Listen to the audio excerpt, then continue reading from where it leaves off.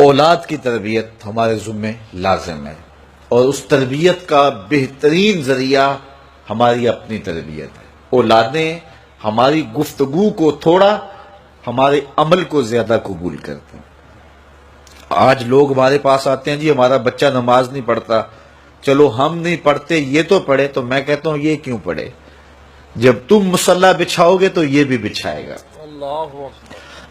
تو ہم نے اپنے عمل سے اپنی اولاد کو جو ہے وہ سیدھا کرنا ہے اور ان کو درست راستے پہ لانا ہے۔ بالخصوص بچے جب چھوٹے ہوتے ہیں اس وقت وہ ماں باپ کی بات کو غور سے سنتے ہیں، انہیں ماں باپ سے بہت زیادہ محتاجی ہوتی ہے، ضرورت مند ہوتے ہیں، اور ماں باپ کی عادات کو کاپی کرتے ہیں، اور عموماً ہم بچوں کو اس عمر میں توجہ نہیں دیتے۔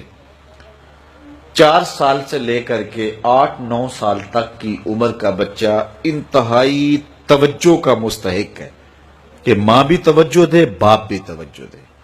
اس کے بعد پھر آہستہ آہستہ وہ مانوس ہونے لگتا ہے اپنے دوستوں سے، اور بالخصوص 12-13 سال کے بعد وہ مانوس ہو جاتا ہے اپنے دوستوں سے۔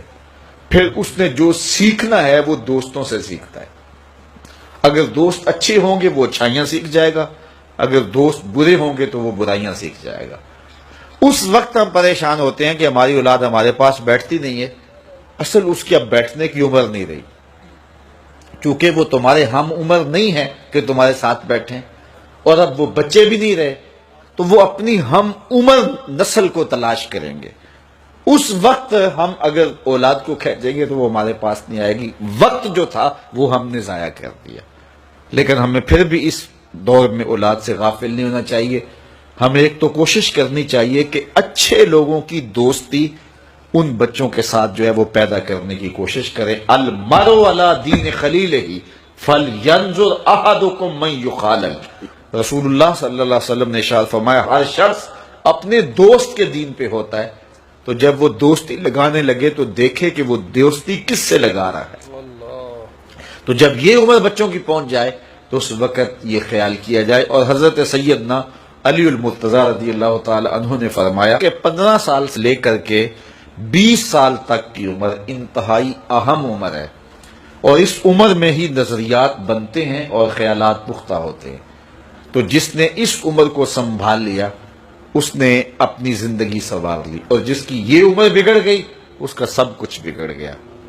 اس وقت میرے خیال کے مطابق 15 سے 20 سال تک کی اس عمر کو دوست بھی نہیں اتنا بگاڑ سکتے، معاشرہ بھی اتنا نہیں بگاڑ سکتا۔ اس عمر کو اس وقت سب سے زیادہ جو چیز بگاڑ رہی ہے وہ ہمارا سوشل میڈیا ہے، ہمارا الیکٹرانک میڈیا ہے، اور یہ موبائل جو ہر بچے کے ہاتھ میں آ گیا ہے۔ تو کم از کم 15 سال سے لے کر 20 سال تک کی عمر کے بچوں کو آپ موبائل لے کر نہ دیں، اور انتہائی ضرورت پر ان کو استعمال کرنے کی اجازت دیں۔ باقی ان کو اس عمر کے اندر اگر آپ نے اجازت فراہم کر دی اور وہ آپ کے کہے میں نہ رہے تو یہ ایسی بربادی ہے، ایسی تباہی ہے کہ جس کا ازالہ بعد میں بہت مشکل ممکن ہوگا۔ اس لیے اس وقت سب سے زیادہ ہمیں جو چیز نقصان پہنچا رہی ہے، ہماری معاشرت کو جو چیز کھوکھلا کر رہی ہے وہ یہ چیز ہے۔ یہ میں کل کی ایک رپورٹ پڑھ رہا تھا انڈیا کی، کہ انڈیا کا جو معاشرہ ہے اس میں جو نوجوان ہیں وہ بالکل اس میڈیا کی وجہ سے برباد ہو گئے، اور پاکستان میں بھی اس کے اثرات جو ہیں وہ بہت سارے ہیں۔ لیکن یہاں اب بھی کوئی شرم و حیا موجود ہے، لیکن اگر ہم نے اپنی نسل کے آگے بند نہ باندھا تو یہ میڈیا مغرب کی جانب سے ہماری معاشرتوں کو تباہ کرنے کے لیے ایک ہتھیار کے طور پہ استعمال کیا جا رہا ہے، اور ہماری نسل بڑی تیزی کے ساتھ جو ہے اس کا شکار ہو رہی ہے، اور گھر لٹ رہے ہیں، شرم و حیا وہ جو ہے وہ اس کا جنازہ نکل رہا ہے۔ تو اس حوالے سے والدین کو خصوصی توجہ دینے کی ضرورت ہے۔ پھر ہاتھ ملیں گے تو پھر جو ہے وہ اس کا کوئی علاج نہیں ہوگا۔